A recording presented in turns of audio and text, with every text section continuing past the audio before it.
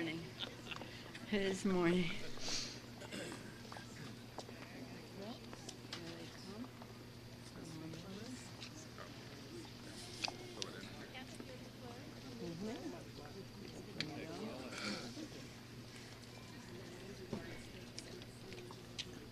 Good morning, everyone. 200 days ago, the most dynamic and diverse House majority in history took the oath of office and then got to work. Today, on the steps of the Capitol, we celebrate the extraordinary progress that our historic majority, led by so many outstanding freshmen, has advanced. The American people elected a House majority that would be for the people, ensuring government works for the people's interest, not the special interest.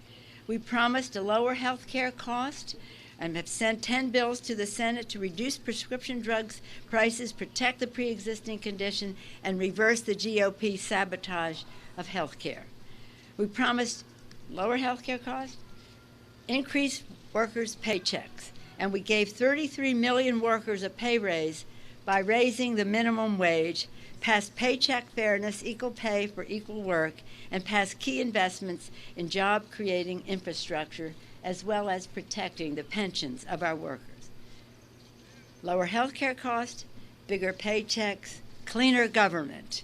We promised to clean up corruption, and in March we passed H.R. 1, the For the People Act, to reduce big, dark money in politics, advance fair and secure elections, and restore ethics to government, and at the same time, fight against any foreign intervention into our elections. Our members in the month of August, our members will accelerate a drumbeat across the nation. We will own August for the people. We will own August and make it too hot to handle for the Senate not to take up our bills. To lower health care costs, bigger paycheck, cleaner government, for the people, too hot to handle. We're going to own August. With that, I'm pleased to yield to the distinguished Assistant Speaker, Mr. Lujan. Thank you, Speaker. Well, good morning, everybody. And Speaker Pelosi, thank you for bringing us together today as we have a conversation with the American people about the first 200 days of work that has been done on behalf of the people all across the United States of America.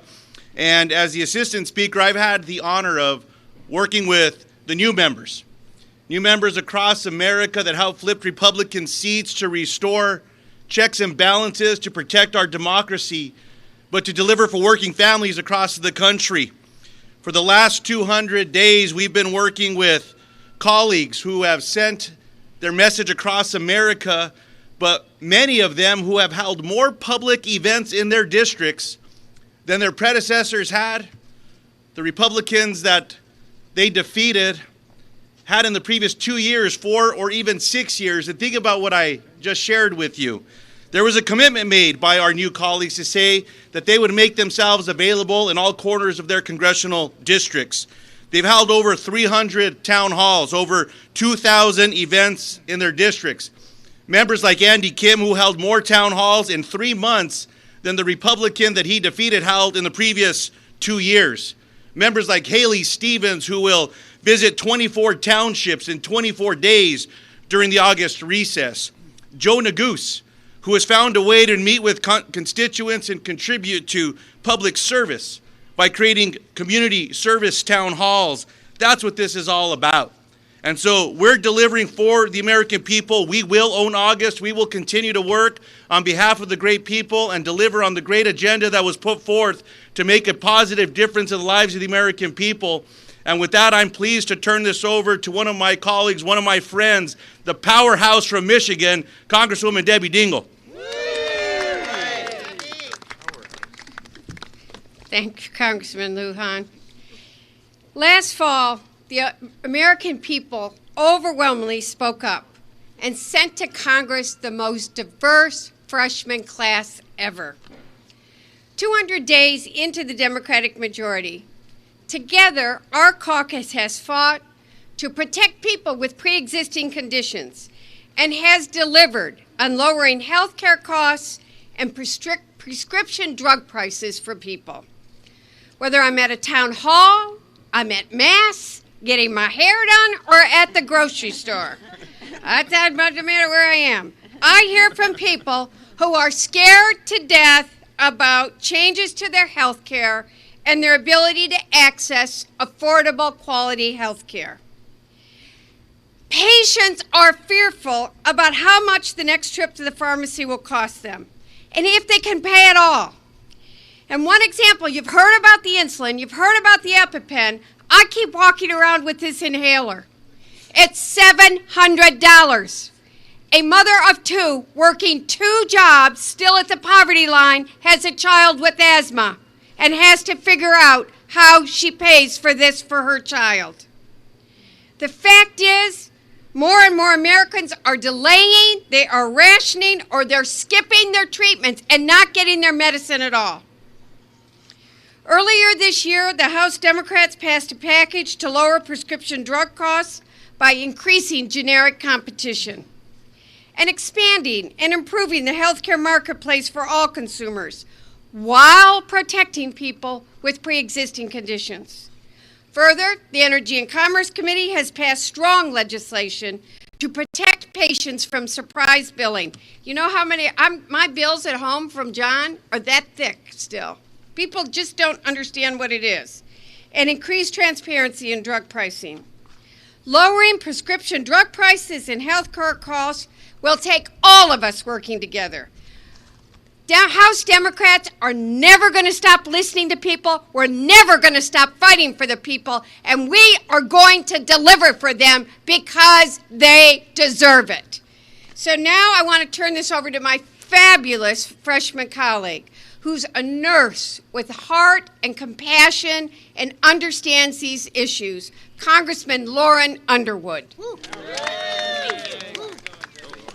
In the first 200 days, House Democrats have delivered transformative progress for the people, especially for Americans who fear the Trump administration's continual assault on health care that will destroy coverage for pre-existing conditions and drive up health care costs.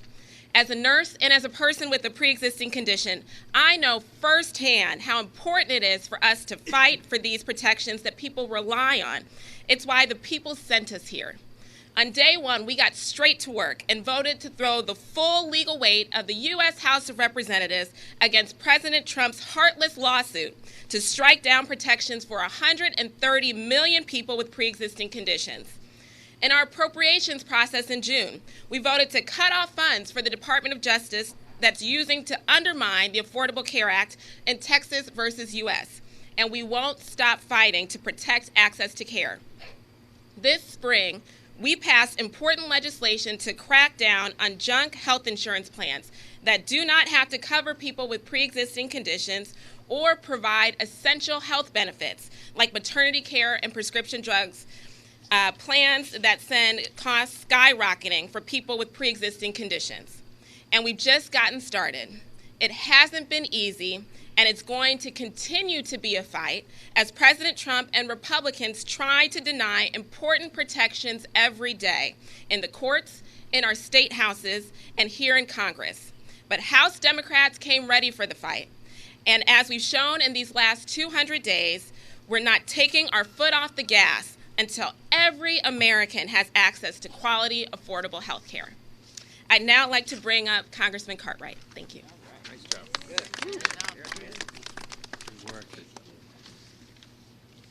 Good morning, everyone, and thanks for turning out this morning. You know, Debbie Dingell's right. We are working hard to bring down the enormous costs of prescription medications. Lauren Underwood is right. We are working overtime to make sure that health care is affordable and available to all Americans. And as part of the For the People challenge and promise, we are also fulfilling the promise to make wages increase for millions of American workers. As part of that agenda, Democrats are taking steps to increase workers' wages and rebuild America. We know There's work to be done to upgrade our nation's roads and bridges and sewer systems and water systems, and we are turning that challenge into an opportunity to raise wages by investing in our national infrastructure, by believing in ourselves as Americans, and by creating millions of jobs along the way. I'm proud to say the House has already approved over $70 billion to invest in American infrastructure, and there's more to come. As we've worked to raise wages for the American people, we've also passed bills that will save American pensions. Just last night, we passed the Butch-Lewis Act, which will save the pensions of over 1 million American workers and retirees. This bill will ensure that our seniors can put food on their tables, and they're able to afford their medications and live with dignity. That's what the Democrats are focused on, working for the people. And we're doing it because we understand a simple truth, that when we invest in our communities, when we raise wages for the middle-class Americans, everybody wins. Thank you for listening, and I want to turn it over to a wonderful Congressman, Katie Hill from California, who has emerged as a real leader. Thank you. Thank you. Well, thank you so much. And my name is Katie Hill, and I'm the Congresswoman for California's 25th Congressional District. And I'm also one of the youngest women in Congress, both in this class and in history. Because of that, I've seen the effects of a low minimum wage and the wage gap on young people, people of color, and women specifically. I've been a server myself, working my way through college, and I worked in minimum wage restaurants not even that long ago. In my previous career as the executive director of the largest homeless services organization in the state of California, I saw so many people who worked full-time and still could not afford a place to live. And I know that if we ever want to deal with issues like the housing crisis, the student loan debt crisis, and all of the other barriers between my generation and the American dream, it all starts with people earning a fair living wage. And that's why in our first 200 days, the House passed the Raise the Wage Act and the Paycheck Fairness Act. Every single day, we are fighting for Americans like the people in my district, union members, hardworking single moms, struggling young people, regular families who are just trying to make it into the middle class. This is why we're here, and we will deliver. Thank you. And I'd like to bring up my friend and colleague from California, Congressman Ted Lieu. Thank you. Americans across the political spectrum are exasperated that they see a government that is not working for them and instead working for special interests. That's why last year Democrats pledged to clean up corruption in Washington, D.C. And this year, the House Democratic Caucus has delivered. We passed the For the People Act, also known as H.R. 1. This legislation will restore the promise of our democracy and repair our democratic institutions. Specifically, it will get rid of the dominance of big money in politics. It enacts strict new ethics rules, and it will also mandate safe elections. Yesterday's hearings with Special Counsel Robert Mueller also showed that both Democrats and Republicans agreed that the Russians attacked us in a sweeping and systematic manner in 2016. That's why we need to pass the SAFE Act, also known as Securing America's Federal Elections Act. This bill will require that voting systems, which have long been vulnerable to hacking, be required by the National Science Foundation to develop accessible voter-verified paper ballot voting systems. Specifically, this bill, starting with elections in 2020, will require voting systems for federal elections to be manufactured right here in the United States and to make sure that paper ballots are made available for verification by the voter before the vote is cast. This was also passed by the House Democratic Caucus. Both the SAFE Act and the For the People Act are in front of the U.S. Senate. As Speaker Pelosi said, we need to make it too hot to handle for them. We need the U.S. Senate to take up these bills so that we can restore the promise of our great country. And now I'm going to introduce the terrific Congressman Dean Phillips from the great state of Minnesota, who's going to talk more about efforts to clean up corruption.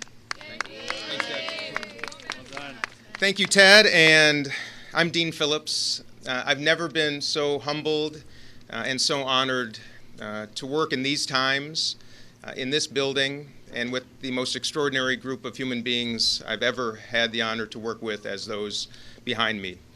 And 2 years ago, I made a decision, just like the rest of the freshman class, a decision to get off of the sidelines and run for office, because I was sick and tired of watching a political system that gives special treatment to special donors, a political system that effectively legalizes corruption, and a political system that disenfranchises millions of people who've lost faith that they matter and that their votes are secure. That is why the first bill that we introduced with our new House majority was H.R. 1, the For the People Act. It puts government back into everybody's hands, and that is where it belongs. By reducing the influence of big money in our politics, by enhancing election security, by cleaning up corruption, and placing the common interest over the special interests. And while we are all appalled that Mitch McConnell will not even bring up H.R. 1 for a vote on the Senate floor, we are not discouraged. For we are Democrats, and we will never stop fighting until political power is returned to its rightful home in the hands of the people. And my friends, change is coming, and we are just getting started. With that, I turn it over to my dear friend and colleague from the great state of Rhode Island, David Cicilline. Good morning. House Democrats promised the American people in the last election that if you gave us the responsibility of leadership again, we would fight for the people against the special interests, and we would deliver on the important priorities of the American people: driving down health care costs, driving down the cost of prescription drugs, raising family incomes as we rebuild the infrastructure of America, and taking on the corruption and self-dealing in Washington and getting the government to work for the people of this country again. We are delivering on those promises. Today, we mark 200 days in the majority. We've passed nearly 400 pieces of legislation, 50 major bills. This is the most productive House in modern history. Last week, we voted to give a raise to 34 million Americans, guaranteed equal pay for equal work, 10 bills to drive down the cost of prescription drugs and to protect coverage for pre-existing conditions, and the biggest and most comprehensive anti-corruption bill seen in Congress in decades. All of those bills are sitting on Mitch McConnell's desk, and the President and Mitch McConnell need to get to work to bring those bills to the Senate floor so we can complete our work for the American people. We're going to use our August recess, August work period, to report to the American people about the work that we have gotten done on their behalf, and that we're going to continue to fight to make sure these become law in the Senate. And there's a lot of coverage about oversight and investigations. This is our opportunity to report back to our constituents and delivering on our promise to deliver for the people of this country. Thank you. Are we ready to make August too hot to handle? For the people. Thank you all very much. Thank you. Thank you very much. Oh, thank you. I know. I was.